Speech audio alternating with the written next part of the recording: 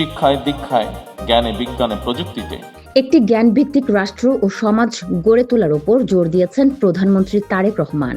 প্রধানমন্ত্রী বলেন, দেশের স্বাধীনতা এবং মুক্তিযুদ্ধ অর্জন থেকে শুরু করে আজ পর্যন্ত ইতিহাসের প্রতিটি বাঁকে যেসব সাহসী মানুষ গণতন্ত্র প্রতিষ্ঠা এবং দেশ ও জনগণের স্বাধীনতা রক্ষায় আত্মত্যাগ করেছেন, তাদের অবদানকে সম্মান জানাতে আমাদের শিক্ষা, দীক্ষায়, জ্ঞানে, বিজ্ঞানে ও প্রযুক্তিতে নিজেদেরকে প্রস্তুত করতে হবে।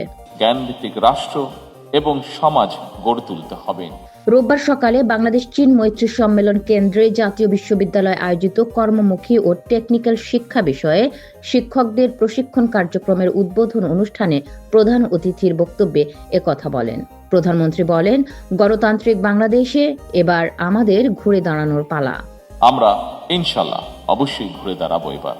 উচ্চশিক্ষা বিস্তারে জাতীয় বিশ্ববিদ্যালয়ের অবদানের কথা উল্লেখ করে প্রধানমন্ত্রী বলেন, সারা দেশে ২,০০০-এর বেশি অধিভুক্ত কলেজে বর্তমানে ৪০ লাখের বেশি শিক্ষার্থী অধ্যয়ন করছেন। উচ্চশিক্ষা ব্যবস্থাপনার সংকট নিরসন এবং সবার জন্য শিক্ষার সুযোগ নিশ্চিত করতে সাবেক প্রধানমন্ত্রী মরহুমা বেগম খালেদা জিয়া ১৯৯২ সালে এই বিশ্ববিদ্যালয় প্রতিষ্ঠা করেছিলেন। সাবেক প্রধানমন্ত্রী মরহুমা বেগম খালেদা জিয়া প্রযুক্তির দ্রুত পরিবর্তনের চিত্র তুলে ধরে তিনি বলেন, অটোমেশন এবং এআই চালিত প্রযুক্তির কারণে অনেক পুরনো পেশা ঝুঁকির মুখে পড়লেও নতুন অনেক কর্মসংস্থানের সুযোগও সৃষ্টি হচ্ছে। এই প্রযুক্তিগত বিপ্লব মোকাবেলায় কৃত্রিম বুদ্ধিমত্তা, cyber security, programming, digital entrepreneurship, quantum computing, nano technology এবং 5G প্রযুক্তির মতো বিষয়গুলো শিক্ষা কারিকুলামে অন্তর্ভুক্ত করা অপরিহার্য।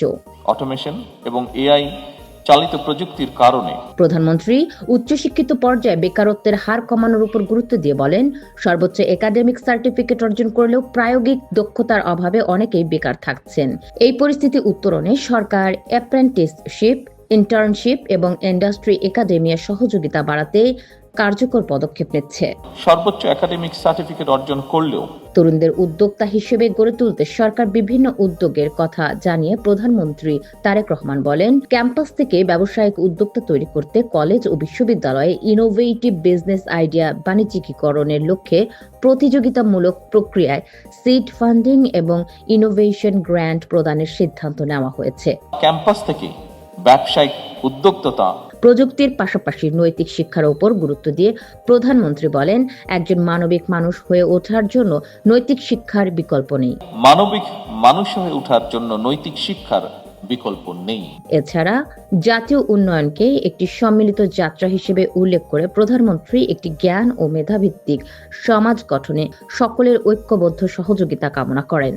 এটি একটি সম্মিলিত যাত্রা। ATV USA news desk.